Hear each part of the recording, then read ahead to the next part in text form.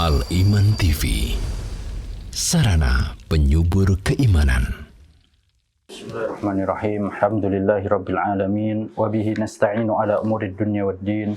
Wassalatu wassalamu ala asyrafil anbiya'i wal mursalin nabiyyina Muhammadin wa ala alihi wa sahbihi wat tabi'in wa atba'it tabi'in wa man tabi'ahum bi ihsanin ila yaumiddin, amma ba'd. Kaum muslimat yang dirahmati Allah Azza wa Jalla, insyaallah kita akan melanjutkan pembahasan kita yang mana kita kemarin telah membahas tentang di antara sunnah-sunnah yang hendaknya dilakukan ketika sholat, dan kemarin kita sampai pada pembahasan yaitu permasalahan turun ya dari i'tidal menuju sujud, apakah meletakkan tangan dahulu atau lutut dahulu, dan pada pembahasan yang sebelumnya telah kita bahas yaitu intinya adalah mau dengan tangan dulu atau lutut dulu silahkan, yang penting tidak jatuh seperti jatuhnya unta, yaitu jatuh secara secara langsung ya, jatuh secara ambruk seperti itu ya. Jadi pelan-pelan, entah itu dengan tangan atau lutut terserah. Kemudian di antara hal lain yang disunahkan bagi seorang yang sedang sholat adalah tamkinul jabhah wal anf wal yadain minal ard ya. Jadi memantapkan atau meletakkan jabhah yakni dahi, kemudian hidung dan kedua tangan di tanah ya, di tempat sujud, di lantai. Nah, dan kemudian juga merenggangkan kedua tangan ya. Jadi ketika sujud itu disunahkan bagi laki-laki maupun perempuan untuk merenggangkan kedua tangannya, kedua sikunya ya, dan meletakkan kedua telapak tangan sejajar dengan mankib ya, yaitu pundak atau sejajar dengan telinga ya. Kemudian mengangkat kedua sikunya, jadi sikunya itu jangan ditempelkan ke lantai tapi diangkat, dan menegakkan kedua kaki ya. Dan apabila memang bisa ya, kalau bisa itu jari jemari kakinya menghadap kiblat dan juga sekaligus rapat kakinya, itu kalau bisa ya. Tapi kalau tidak bisa maka ya semampunya ya. La yukallifullahu nafsan illa wus'aha. Karena sebagian orang itu ada yang agak kesulitan ya, entah itu dia kesulitan untuk merapatkan kakinya atau mengarahkan jari jemarinya mengarah kiblat, maka ini bisa dilakukan semampu dia. Nah, dan tentang permasalahan ini ada sebuah poin menarik, yaitu tentang permasalahan apabila kita sujud di atas sesuatu yang menghalangi antara dahi kita dengan lantai.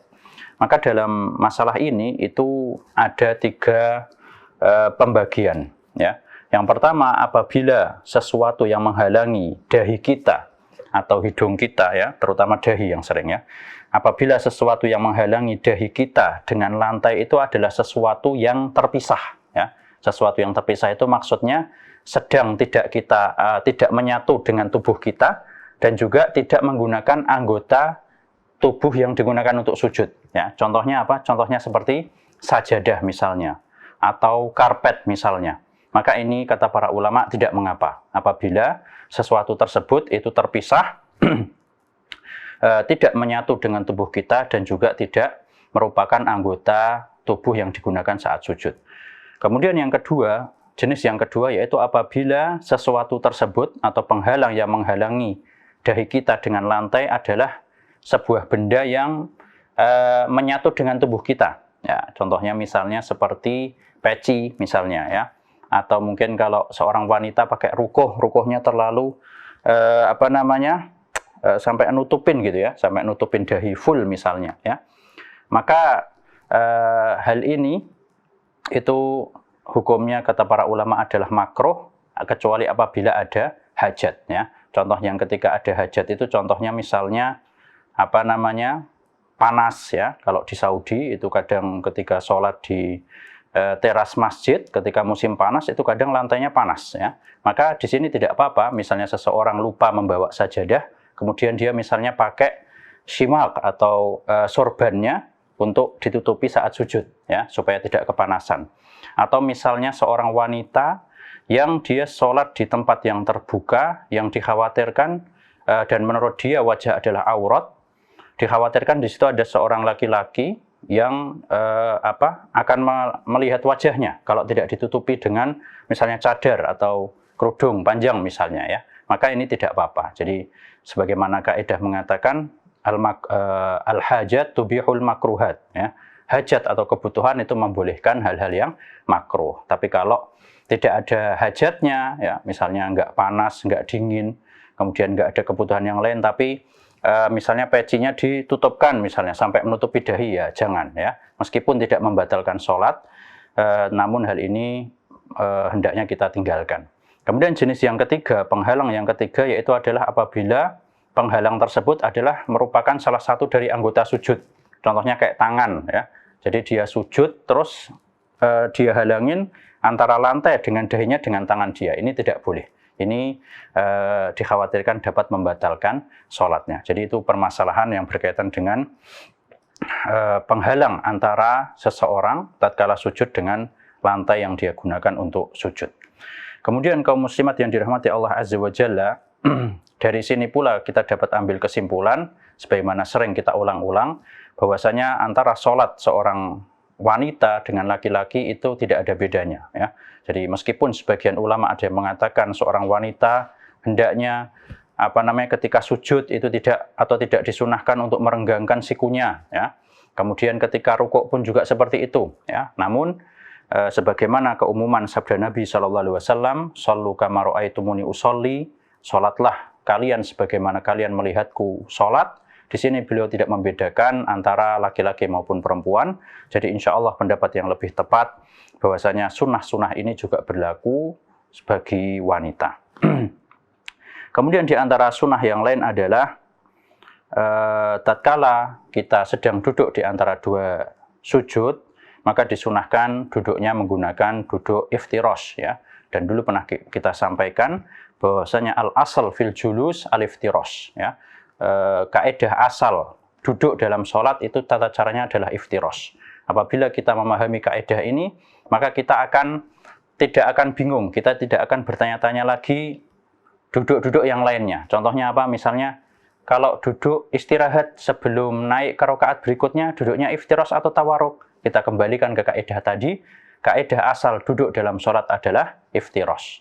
Kalau duduknya orang yang sakit misalnya, ketika sholat tidak bisa bangkit, gimana duduknya? Maka kita kembalikan kaidah tadi, ke asal duduk dalam sholat adalah iftirash apabila dia mampu. Begitu pula ketika duduk di antara dua sujud, maka yang sunnah adalah iftirash, yaitu menegakkan telapak kaki kanan ya, dan menduduki kaki kiri ya. Jadi duduknya di atas kaki kiri, kemudian telapak kaki kanannya ditegakkan. Itu adalah tata cara duduk iftirash. Kemudian di antara sunnah yang lain adalah duduk istirahat. Nah, julus au jalsatul istirahah ya, duduk istirahat, yaitu duduk yang dilakukan tatkala seseorang selesai dari sujud yang kedua, kemudian dia akan bangkit ke rakaat selanjutnya ya, terutama ini rakaat yang ganjil, rakaat 1 mau ke 2 atau 3 mau ke 4 ya, yang tidak ada tasyahudnya. Maka di sini, dan ini adalah pendapatnya Syafi'iyah, termasuk mufradat asy-Syafi'iyah, dan ada riwayat dari Hanabilah, disunahkan bagi seorang yang sholat untuk duduk istirahat ya, dan duduknya ini tidak terlalu lama, jadi cukup dirasa cukup ya, dirasa tulang-tulangnya sudah kembali, kemudian bangkit. Jadi jangan terlalu lama. Dan duduk istirahat ini insya Allah adalah pendapat yang lebih tepat, dia adalah sunnah. Yang pertama adalah karena dia lebih menunjukkan tawadhu ya, menunjukkan kerendahan hati ya. Seorang yang sedang berdiri di hadapan Allah, maka ketika bangkitnya dengan cara istirahat dahulu ya, jadi tidak langsung berdiri zerk gitu, tidak ya, tapi dari sujud pelan-pelan duduk dulu kemudian berdiri, maka ini lebih menampakkan ketawadhuan ya, lebih sopan dan lain sebagainya. Dan yang kedua, alasan diantara yang menguatkan bahwasanya duduk ini adalah yang afdol insyaallah dibandingkan langsung berdiri adalah lebih terhindar dari jatuh ke belakang ya. Jadi terkadang ketika seorang sholat kemudian dari sujud langsung berdiri tanpa duduk istirahat dahulu, itu terkadang bisa menyebabkan dia mungkin saking tergesa-gesanya jatuh ke belakang. Nah, tapi dengan duduk istirahat ini bisa lebih memantapkan dia untuk bangkit ke rakaat selanjutnya. Kemudian di antara sunnah yang lainnya adalah duduk iftirash untuk tasyahud awal dan tawarruk untuk tasyahud akhir. Ya. Sekali lagi ini hukumnya adalah sunnah. Apabila seseorang lupa atau mungkin duduknya tidak melakukan seperti yang disebutkan di sini pun tidak apa-apa. Ya. Jadi sifatul julus, tata cara duduk dalam sholat itu sifatnya adalah al-istihbab, sunnah. Ya. Jadi ketika tasyahud awal itu iftirash dan ketika tasyahud akhir adalah tawarruk. Ya. Kemudian mungkin berkaitan dengan poin ini juga adalah permasalahan bagaimana dengan sholat yang hanya memiliki satu tasyahud. Ya. Seperti sholat sunnah 2 rakaat atau sholat subuh atau tadi kita sholat Jumat misalnya. Maka dalam hal ini sebagaimana kita ketahui di sana ada khilaf di kalangan ulama. Ya. Dalam mazhab Syafi'i seluruh tasyahud akhir, entah itu sholat yang memiliki 2 tasyahud maupun 1, itu duduknya adalah tawarruk. Berdasarkan keumuman sabda Nabi SAW atau keumuman hadis yang secara makna disebutkan, dan apabila beliau duduk di rakaat yang terakhir, di situ tidak dijelaskan, ya, apakah rakaat terakhir itu sholat yang tasyahudnya 2 kali atau 1 kali, tapi di situ mutlak, ya. Dan ini insya Allah pendapat pribadi yang saya sementara pilih, ya. Jadi seluruh sholat apapun itu, apakah memiliki 2 tasyahud maupun 1, maka duduknya adalah tawarruk, ya. Tasyahud akhirnya adalah tawarruk berdasarkan keumuman hadis. Setiap beliau duduk untuk tasyahud akhir, beliau itu bertawarruk, ya. Wallahu a'lam. Dalam hal ini insyaallah permasalahan ini adalah permasalahan yang wasi', ya, al-amr fihi wasi', terserah bagi seseorang untuk mengambil pendapat yang apakah bagi yang tasyahudnya hanya 1 dia mau tawarruk atau iftirash, insyaallah perkaranya mudah biidznillah. Demikianlah di antara sunnah-sunnah yang dapat kita pelajari pada kesempatan ini. Kemudian kita memasuki pada perkara-perkara umurun tubahu laki fis shalah, ya, yaitu perkara-perkara yang diperbolehkan untuk dilakukan bagi seorang yang sedang dalam sholat. Di sini disebutkan di antara hal yang dibolehkan untuk dilakukan, perbuatan yang boleh dilakukan ketika sholat adalah hamlut tifli fis shalah, yaitu menggendong anak ketika sholat, ya. Memang pada asalnya ini hukumnya tidak apa-apa, sebagaimana kita baca hadisnya mungkin, ya, ini hadisnya cukup bagus, bahwasanya Rasulullah SAW dahulu beliau pernah sholat, ya, dan beliau membawa Umamah binti Zainab binti Rasulullah SAW, ya, cucu beliau. Fa'idha sajada wa du'aha, kalau pas sujud anaknya itu diletakkan, wa idza qama hamalaha, kalau beliau bangkit dibawa. Ini lumayan penting, ya, karena berkaitan dengan parenting juga dan berkaitan dengan rumah tangga, ya, terutama bagi kaum muslimat yang sudah memiliki anak. Ini perlu dibahas secara agak detail. Di antara poin yang dapat kita ambil dari hadis ini, yang pertama adalah perbuatan ini dilakukan oleh Rasulullah SAW itu tidak sering-sering, ya. Jadi jangan dipahami gendong anak adalah sunnah, bukan, ya, tapi tidak apa-apa, ya. Jadi jangan sampai ada yang menganggap sebaiknya setiap sholat adalah bawa anak misalnya, atau setiap sholat atau sering sholat sambil gendong anak, bukan, ya. Ini merupakan perkara yang la yuwadzibuhu alaihi sallallahu alaihi wasallam. Jadi beliau pernah ketika sholat menggendong Umamah, ya. Jadi ini poin pertama yang harus dipahami. Ini bukan menunjukkan sunnah, tapi menunjukkan boleh. Jadi jangan terlalu sering, ya. Kemudian di antara poin yang selanjutnya adalah sebaiknya bagi seorang, ini meskipun mungkin lebih seringnya seorang bapak, ya, tapi terkadang ibu pun juga, ya. Jadi kadang anak-anaknya ikut sholat di tempat ibunya, atau mungkin ketika di rumah, ya, kemudian anaknya rewel terus digendong, ya. Kemudian poin yang selanjutnya adalah hendaknya seseorang tidak melakukan hal ini kecuali ada hajat, ya. Jadi kalau misalnya anaknya itu nggak apa-apa, ya, misalnya nggak digendong udah anteng gitu ya, atau nggak nangis, ya nggak usah digendong, ya. Jadi hendaknya menggendong anak ketika sholat ini dilakukan ma'al hajah, ketika ada kebutuhan. Misalnya kalau nggak digendong dia nangis, ya. Kemudian berisiki orang-orang yang sholat berjamaah misalnya, ya. Tapi kalau misalnya apa namanya ya agak rewel tapi tidak terlalu rewel misalnya, ya kan? Atau mungkin di situ nggak ada orang lain yang sholat misalnya, ya nggak usah digendong, ya. Jadi apa namanya, janganlah dia melakukannya. Untuk hati-hatinya ya, untuk hati-hatinya hendaknya menggendong anak ini dilakukan ma'al hajah, ketika ada kebutuhan. Kemudian kenapa kok begitu? Karena di antara alasan yang disebutkan oleh para ulama, karena namanya menggendong anak itu sedikit banyak mesti akan yushghilu al-qalb, ya, akan menyibukkan hati. Mau sholat sekhusyuk apapun, ketika kita menggendong anak mesti ada, ya berkuranglah berapa persen kekhusyuannya, ya. Jadi untuk hati-hatinya apa namanya dilakukan kalau ada hajatnya saja. Kemudian di sini ada sebuah poin yang cukup menarik, di antaranya pernah saya baca dalam sebuah fatwa dari Syekh bin Baz rahimahullah. Beliau membahas tentang, ini tidak apa-apa ya disampaikan di sini meskipun bukan berkaitan dengan fikih, tapi untuk parenting karena berkaitan dengan sholat juga. Jadi menurut beliau hendaknya orang tua itu ketika ingin membawa anaknya ke masjid itu dilihat kira-kira anaknya ini akan mengganggu orang sholat atau tidak, ya. Jadi dilihat maslahat dan mafsadatnya. Memang seorang anak itu butuh tarbiyah, butuh pendidikan, ya. Bahkan sejak kecil pun ya bagus diajak ke masjid, ya. Tapi dilihat maslahat dan mafsadatnya, harus ditimbang, ya.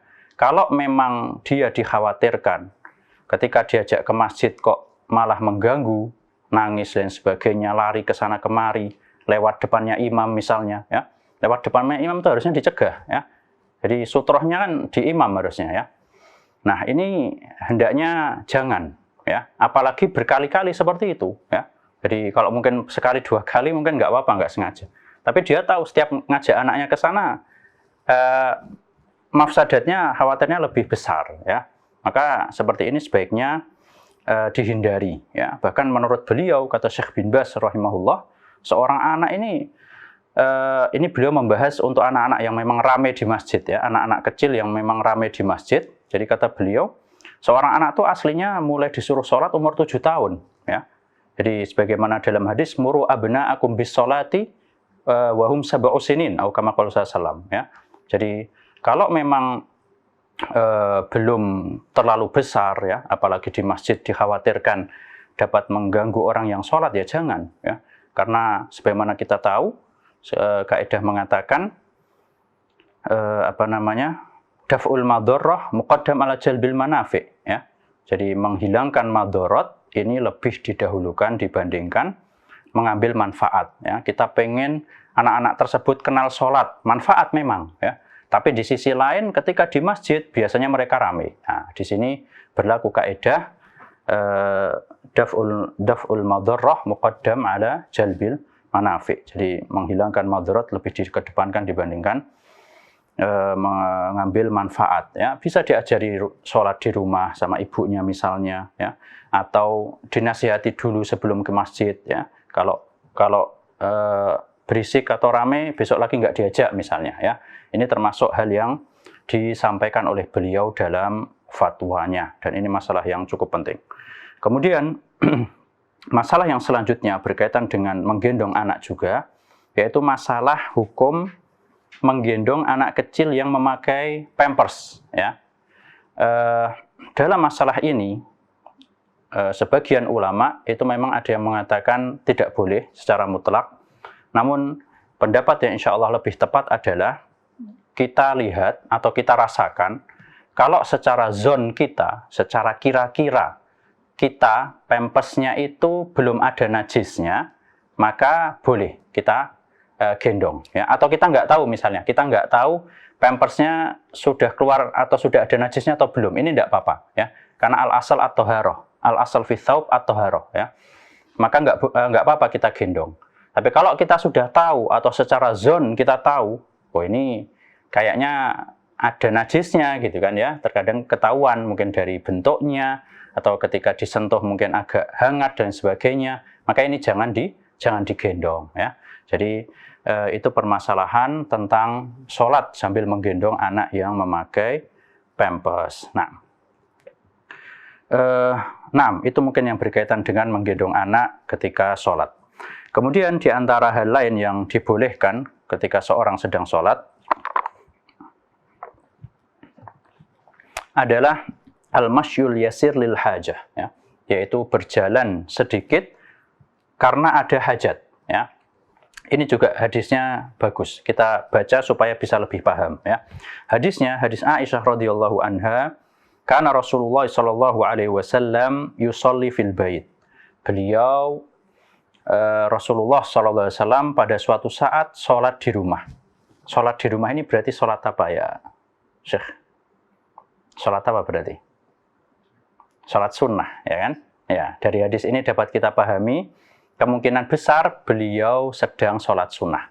Dan sholat sunnah, ahkam an-nawafil, ya, hukum-hukum yang berkaitan dengan sholat sunnah itu biasanya lebih toleran ya dibandingkan sholat wajib. Contohnya apa? Contohnya misalnya sholat sunnah boleh sambil duduk, meskipun kita bisa berdiri. Ya. Sholat sunnah ketika safar nggak harus menghadap kiblat. Ya. Jadi banyak di antara hukum-hukum yang berkaitan dengan sholat sunnah itu banyak tolerannya dibandingkan sholat wajib. Ya. Contohnya di sini, beliau suatu saat sedang sholat di rumah, dan sholat di rumah ini kemungkinan besar sholat sunnah. Ya. Wal babu alaihi mughlaq, dan pintu rumah beliau pas itu lagi tertutup. Faji'tu, kata Aisyah, aku datang, fastaftahtu famasya fafatahali. Ya. Aku datang dan minta dibukakan. Maka beliau pun berjalan dan membukakan pintu untukku. Thumma raja'a ila musallahu. Kemudian beliau balik lagi ke tempat sholatnya. Wasofat, ya, dan Aisyah mengkisahkan atau mensifati pintu tersebut itu di arah kiblatnya. Ya. Poin yang kedua adalah jangan sampai ketika seorang melakukan hal seperti ini itu berpaling dari kiblat. Ya. Jadi makanya di sini disebutkan ini faedahnya kenapa Aisyah bilang pintunya itu di arah kiblat, ya, supaya orang nggak mikir mau dimanapun pintunya boleh dibuka, jangan, ya, karena sholat tetap harus menghadap kiblat. Ya. Sholat sunnah yang dibolehkan nggak menghadap kiblat itu rukhsahnya ketika di kendaraan, ya. Tapi ketika seorang sedang di rumah atau di tempat yang tidak bergerak dengan sendirinya, maka ya harus menghadap kiblat. Ya. Jadi itu dua poin penting yang harus kita pahami. Yang pertama, kemungkinan dilakukan di dalam sholat sunnah, ya, dan sholat sunnah itu tentu banyak yang bisa ditoleran, itu banyak. Ya. Yang kedua, pintunya di arah kiblat. Jadi beliau tidak sampai banyak bergerak, ya, atau menggeser badannya dari arah kiblat. Ya. Poin yang selanjutnya adalah lil hajah, harus ada hajatnya. Dan hajatnya maksudnya apa ya? Kalau bisa memang harus yang benar-benar dibutuhkan. Ya. Misalnya kita lagi sholat sunnah, terus istrinya mau masuk, ya kalau memang tinggal 1 rakaat sabar dulu bentar. Ya. Tidak harus dibukakan saat itu juga. Ya. Karena masalah al-harakah, masalah gerakan dalam sholat, ini termasuk masalah yang dibahas secara detail oleh para ulama. Bahkan sebagian mereka itu nggak boleh kalau geraknya itu terlalu banyak. Ya. Jadi ini perlu kita pertimbangkan, ya. Jadi ketika kita belajar itu jangan mentang-mentang terus boleh bukakan pintu, ya, boleh gendong anak, boleh ini, boleh secara mutlak, jangan. Ya. Yang pertama harus itu lil hajah, yang kedua diminimalisir gerakannya. Ya. Contohnya apa? Misalnya kita lagi sholat, misalnya kaum muslimat, ibu-ibu lagi sholat di rumah. Ya. Habis itu suaminya datang ke rumah, ngetok pintu. Darurat, ya, misalnya maaf mau ke kamar mandi, sudah nggak bisa ditahan misalnya. Nah, ini hajat ini mungkin, ya, bahkan asyad hajah. Ya. Nah ini gimana caranya? Yang pertama, kalau misalnya, jadi kalau kata para ulama terutama dalam mazhab Syafi'i, ini kalau masih 2 gerakan ini kalau 3 gerakan itu membatalkan, ya. Jadi caranya gimana? Caranya dengan melangkah 1 misalnya, terus berhenti, ya. Habis itu diam sebentar, melangkah lagi 1. Ini solusinya, ya. Jadi usahakan jangan langsung 2 greg, balik lagi greg. Nah, ini khawatirnya batal seperti itu. Jadi pelan-pelan 1 langkah diam, ya. Kemudian 1 langkah lagi dibukakan pintunya, seperti itu, ya. Jadi kalau dalam mazhab Syafi'i itu disebutkan al-harakah katsirah, kalau ghairu mutataliyah, kalau enggak berurutan, enggak langsung semua dikerjakan, ini enggak apa-apa, ya. Jadi ini yang perlu diperhatikan. Jangan mentang-mentang boleh buka pintu langsung jalan berapa meter, balik lagi berapa meter. Nah, ini khawatirnya apa? Khawatirnya batal, ya. Seperti apalagi sholat wajib, ya. Jadi seperti itu. Wallahu a'lam.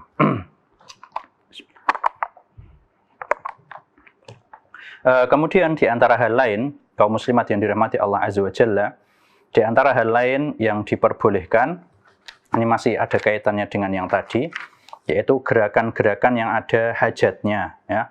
Misalnya menyelamatkan anak, ya. Misalnya anaknya jatuh gitu, ya, ada di samping dia, yang mana dia bisa menyelamatkannya tanpa banyak gerakan. Kalau gerakannya banyak, sholatnya batal, ya. Jadi mungkin cuman ngangkat tangannya lah, ya, atau mungkin dengan menggendongnya, misalnya biar tidak nangis, ya, atau mungkin lihat ada beling, misalnya ada kaca pecah dekat anaknya, terus dia geser pakai kaki, set gitu misalnya. Nah, ini tidak apa-apa, ya. Yang penting harus yasirah, ya, al-harakah al-yasirah, gerakan yang sedikit dan tidak terlalu banyak. Kalau ada yang bertanya mungkin apa patokannya gerakan itu banyak atau sedikit? Di sana ada beberapa pendapat kalangan ulama, dan yang sahih insya Allah yang lebih tepat adalah kembali ke al-urf atau kebiasaan, ya. Jadi kalau menurut kita atau menurut orang-orang menurut adat masyarakat sekitar lah, ya, gerakan seperti itu banyak berarti membatalkan, ya. Sekarang ada orang sholat, ya, terus loncat ke depan. Kira-kira itu banyak atau sedikit, ya, Syekh Khalif? Banyak, ya. Padahal nggak ada dalilnya loncat itu membatalkan atau tidak. Tapi adat kita di sini, ya, itu ada orang sholat terus loncat ke depan, loncat jauh ke depan, itu ya banyak itu, ya. Tapi sekarang ada orang sholat maju 1 langkah atau 2 langkah pelan-pelan. Ini insya Allah masih khafif lah, ya, masih yasir. Jadi apalagi ada hajatnya, ya, ada hajatnya maka tidak apa-apa insya Allah. Baik, kemudian di antara poin yang berkaitan dengan harokat ini, dengan gerakan juga adalah apabila kita sedang sholat, kemudian ada telepon berdering masuk, ya, dan ternyata yang nelpon adalah orang penting, ya. Kalau orang penting, kalau nggak penting dibiarin aja, ya, nggak usah dihiraukan. Tapi ini orang penting, kita lagi sholat wajib lagi, nah, misalnya orang tua misalnya atau apa misalnya, maka kata para ulama boleh misalnya kita menekan telepon itu kan bukan suatu hal yang banyak, ya. Jadi kita tekan misalnya terus kita jaharkan bacaan kita, ya. Atau lagi ngetok pintu, ya, terus kita jaharkan bacaan kita, ya. Pertama aslinya sir terus kita jaharkan. Maka ini tidak apa-apa. Ini termasuk perbuatan atau perkataan yang lil hajah dan tidak banyak, ya.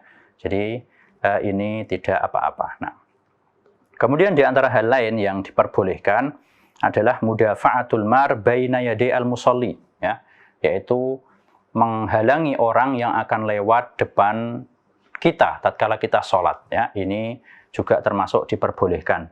Namun dalam masalah ini itu kita hanya diperbolehkan menghalangi sebatas di depan kita, ya.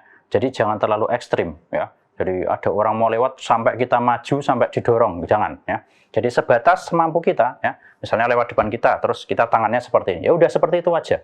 Tidak perlu kita terus maju, terus menghalangi sambil badannya maju, tidak perlu, ya. Cukup semampunya seperti itu. Nah, kemudian yang selanjutnya yang diperbolehkan dalam sholat adalah membunuh hewan berbisa, ya, atau hewan yang berbahaya. Contohnya seperti ular, ya, atau kalajengking. Ini tidak apa-apa dengan syarat seperti tadi, kalau tidak banyak-banyak, ya. Misalnya ada kalajengking di samping kita, terus ada sandal di samping kita. kita ambil sandal, kita pukul. Nah, ini kan masih yasirah ya, harokat gerakan yang tidak terlalu banyak ya. Tapi sekarang ada ular di pojok rumah ya. Terus kita lagi sholat ngambil sapu mukulin ular, wah ini sudah banyak sekali itu harokatnya. Mending batal aja sholatnya gitu loh ya, daripada nggak sah ya. Mending batal, ularnya dibunuh terus sholat lagi. Seperti itu. Jangan masih sholat terus melakukan gerakan yang tidak diperbolehkan. Terus mungkin ada yang tanya seperti ini, loh terus gimana Ustadz kalau orang-orang yang lagi misalnya zaman dahulu para sahabat atau para salaf ketika berjihad ya, mereka boleh sholat sambil naik kuda atau bahkan sambil perang ya, sholatnya sambil isyarat atau sambil hanya dengan nunduk saja, maka kita katakan ini darurat ya, keadaan darurat yang mereka itu nggak punya waktu lain untuk sholat ya, memang full perang gitu loh ya. Tapi sekarang ketika lagi di rumah, kemudian na'udzubillah min dzalik ada ular misalnya, bisa kalau seharusnya memang ular tersebut membahayakan kita. Jadi sebagian ulama itu mensyaratkan boleh melakukan perlawanan ini kalau nyerang ya. Kalau nggak nyerang ya udah selesaikan dulu sholatnya, aman aja insya Allah ya. Tapi kalau dikhawatirkan ular itu ular yang berbisa, kemudian secara zon kita kira akan mengancam nyawa kita, ya udah kalau memang harus membutuhkan gerakan yang banyak, udah batalin aja sholatnya terus dibunuh hewan tersebut terus sholat lagi. Ini yang tepat seperti itu karena waktunya muasa ya, bukan seperti orang yang lagi jihad ya. Di waktunya itu luas, bisa habis membunuh hewan tersebut bisa sholat dengan tumak ninah insya Allah. Taib. Kemudian di antara hal lain yang dibolehkan adalah menyenggol orang untuk hajat karena ada kebutuhan ya, disenggol karena ada kebutuhan. Di antara dalil yang menunjukkan hal ini adalah ketika Rasulullah SAW sholat malam dan di depan beliau itu ada Aisyah radhiyallahu anha, istri beliau yang sedang tidur ya. Di situ beliau ketika mau sujud itu sengaja nyenggol kakinya Aisyah biar kakinya minggir ya. Ini juga tidak apa-apa dan ini termasuk gerakan yang sedikit ya, gerakan yang tidak banyak. Nah, kemudian di antara hal lain yang dibolehkan adalah misalnya membuang ludah ya, membuang ludah atau ingus di sapu tangan atau di baju. Ini juga dibolehkan ya. Bahkan ini termasuk hal yang harusnya dilakukan kalau memang harus dikeluarkan ya. Jadi dalam sebuah hadis disebutkan nggak boleh seorang itu membuang kotoran-kotoran seperti ini di masjid ya. Dalam hadis disebutkan fakafaratuha izalatuha ya. Kafarohnya adalah dengan dibersihkan. Kalau dia nggak dibersihkan, dosa dia ya. Maka nggak apa-apa kalau dia pengen misalnya mau mengeluarkan ingus atau apa di sapu tangan atau bajunya, maka tidak apa-apa dan ini termasuk gerakan yang tidak banyak insya Allah. Kemudian di antara hal yang dibolehkan adalah seperti menggaruk badan, ini juga nggak apa-apa. Yang penting jangan banyak-banyak ya, jangan banyak-banyak, jangan sering-sering dan terus-menerus gitu, jangan ya. Jadi ketika memang ada hajat ya, benar-benar gatal sekali dan tidak terus-menerus. Nah, kemudian di antara hal yang dibolehkan adalah bagi seorang wanita dibolehkan untuk menepuk ya, tepuk tangan ya. Dan tata cara menepuknya itu macam-macam ya. Sebagian ada yang bilang seperti ini, sebagian ada yang ditepuk di jarinya ya, macam-macam. Yang penting seperti menepuk tangan ketika seorang wanita melihat misalnya imamnya melakukan kesalahan ya. Jadi misalnya ketika kaum muslimat sedang sholat berjamaah ya, atau mungkin sholat bersama suaminya misalnya ya, mungkin sholat ketika hujan, sholat di rumah misalnya gitu ya, terpaksa harus sholat di rumah berjamaah. Maka misalnya melihat si imamnya melakukan kesalahan, maka yang sunnah ya, disunahkan bagi seorang wanita untuk memperingatkan dengan tepuk tangan seperti itu ya.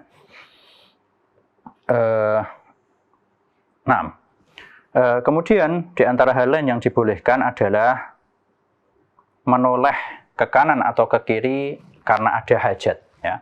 Misalnya kita lagi sholat, kemudian kayak ada siluet orang yang mau masuk. Nah, ini kan kita perlu waspada ya, siapa yang masuk? Nah, kita kebetulan noleh ke kanan, maka ini tidak apa-apa kalau ada hajatnya ya. Kalau nggak ada hajatnya maka hukumnya makruh, ya. Dan iltifat atau menoleh itu ada 3 macam sebenarnya. Yang pertama adalah menoleh dengan kepala atau dengan mata. Ini kalau nggak ada hajat makruh, ya, kalau nggak ada kebutuhan hukumnya makruh. Kalau ada hajat maka nggak apa-apa. Seperti tadi, ada kayak orang masuk, kita lihat siapa itu, ya, nah, nggak apa-apa. Ya. Yang kedua adalah menoleh dengan dada. Ini bisa membatalkan sholat. Ya. Jadi ketika dada atau badan kita ini bergeser dari arah kiblat, ya, ke kanan atau ke kiri, maka ini bisa membatalkan sholat. Ya. Kemudian yang ketiga adalah iltifat bil khawatir atau menoleh dengan akal. Nah, ini kalau kata sebagian ulama, di antaranya Syekh Saleh Muhammad bin Shalih Al-Utsaimin rahimahullah, ini la yakadu yaslam minhu ahad, ya. Jadi siapa yang bisa akalnya full 100% ketika sholat itu nggak kemana-mana, ya. Tapi saddidu wa qaribu, kita berusaha, ini tidak membatalkan sholat, ya, karena memang suatu hal yang sangat sulit untuk dihindari, tapi seorang hendaknya berusaha dan fokus untuk khusyuk dalam sholatnya. Meskipun khusyuk, para ulama sepakat hukumnya adalah sunnah. Nah. Kemudian di antara hal lain yang dibolehkan adalah menjawab salam dengan isyarat. Ya. Jadi misalnya kita lagi sholat, ya, para ibu-ibu lagi sholat di rumah, kemudian masuk suami atau anaknya, Assalamualaikum misalnya. Kita lagi sholat, nggak mungkin kita jawab Waalaikumsalam. Ya. Maka diperbolehkan. Sekali lagi ini diperbolehkan. Bukan disunnahkan, apalagi diwajibkan. Ya. Jadi seandainya ibu-ibu nggak balas salamnya pun nggak berdosa, ya. Karena assalamu alal musolli hadza ghairu masyru', ya. Misalnya kita lihat nih ada orang sholat, terus kita salam ke dia dengan sengaja, ini aslan ghairu masyru', ya. Jadi nggak disyariatkan mengucapkan salam ke orang yang lagi sholat, ya. Tapi sekarang kasusnya adalah ibu-ibu lagi sholat di rumah, suami atau anaknya masuk, nggak tahu kalau ibunya lagi sholat, ya. Terus mengucapkan assalamualaikum, maka diperbolehkan. Sekali lagi hukumnya boleh bagi seorang yang sedang sholat dan diucapkan salam kepadanya untuk menjawab dengan isyarat. Misalnya dengan mengangkat tangan, ya, seperti ini, ya. Yang penting dengan gerakan-gerakan yang sewajarnya dan tidak terlalu banyak. Nah,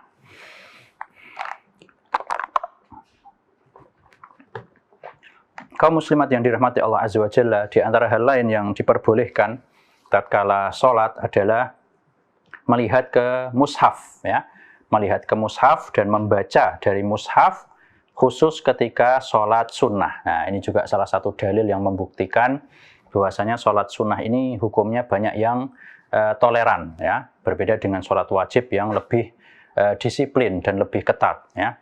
Ini boleh bagi kita yang sedang sholat, ya, misalnya lagi sholat malam, ya, itu untuk melihat dan membaca dari mushaf lil hajah. Nah, ini penting, ya. Ini sebuah kalimat yang penting. Kalau memang dibutuhkan.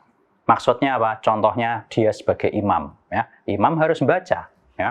Atau misalnya dia sudah ditugaskan di belakang imam untuk membetulkan misalnya. Ya. Nah, kalau tidak ada hajat, maka sebaiknya ya jangan. Ya. Kalau misalnya tidak ada hajatnya. Kenapa kok jangan? Yang pertama, dia telah meninggalkan sunnah melihat ke tempat sujud ketika sholat, ya. Yang ketika sholat itu disunahkan kita lihatnya ke tempat sujud, bukan ke mushaf, ya. Ini sekali lagi untuk para makmum yang tidak ada hajatnya, tidak ada kebutuhannya, ya. Yang kedua, dia meninggalkan sunnah meletakkan tangan kanan di atas tangan kiri, di atas dada ketika sholat. Dia memegang mushaf tangannya, ya kan. Jadi kalau memang tidak ada hajat, ya, maka sebaiknya kita cukup mendengarkan imam. Wallahu a'lam.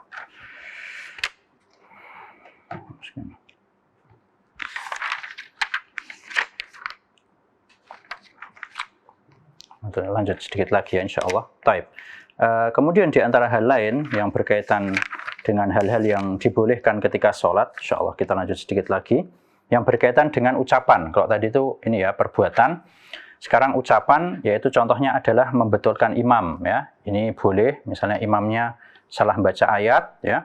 Terus kita benarkan, ya. Tapi dikasih waktu dulu, jangan langsung dibenarkan langsung, ya. Jadi dikasih waktu berapa detik. Kalau imamnya memang lupa dan membutuhkan untuk dibenarkan, maka kita benarkan. Dan juga lihat kondisi, ya. Jadi sebagian makmum itu membenarkan secara bareng-bareng, jadi malah bias ya, imamnya nggak jelas dengar apa.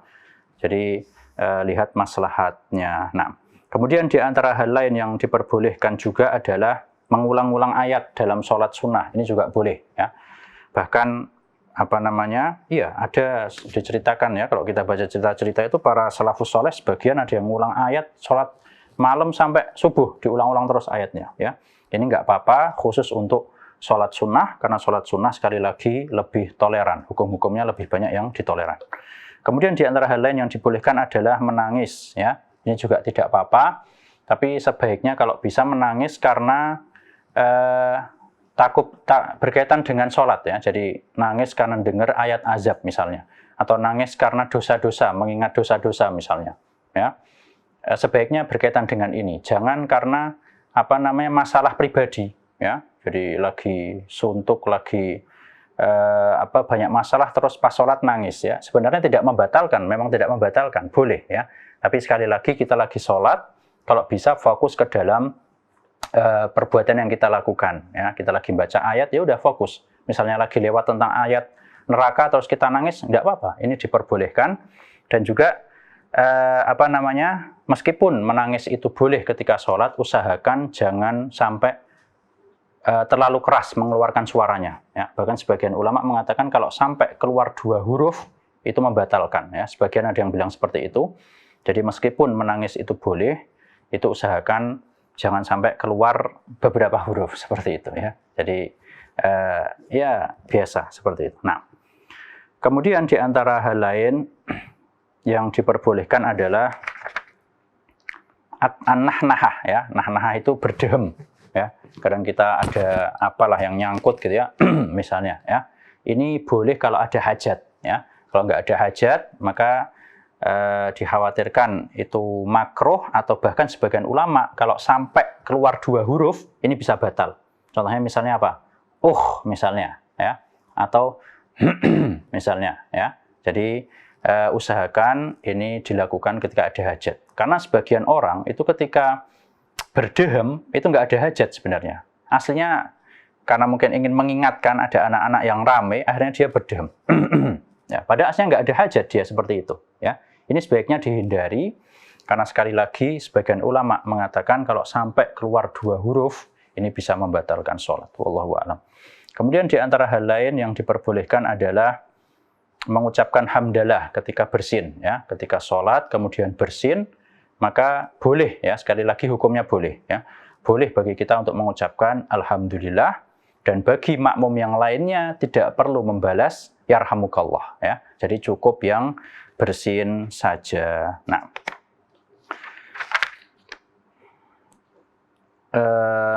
kemudian yang terakhir di antara hal lain yang diperbolehkan, ini sebenarnya bagi orang yang di luar sholat ngomong ke yang sholat ya. Jadi boleh ngomong kepada orang yang sedang sholat kalau ada hajat. Nah, jadi contohnya apa? Misalnya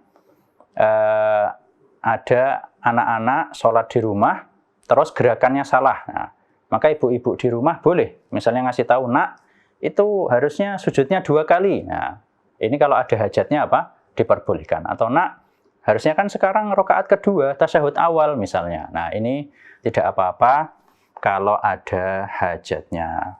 Wallahu a'lam, demikianlah dapat kita pelajari pada siang hari ini. Yang salah karena kurangnya ilmu saya, dan yang benar dari Allah Subhanahu wa taala. Wallahu a'lam.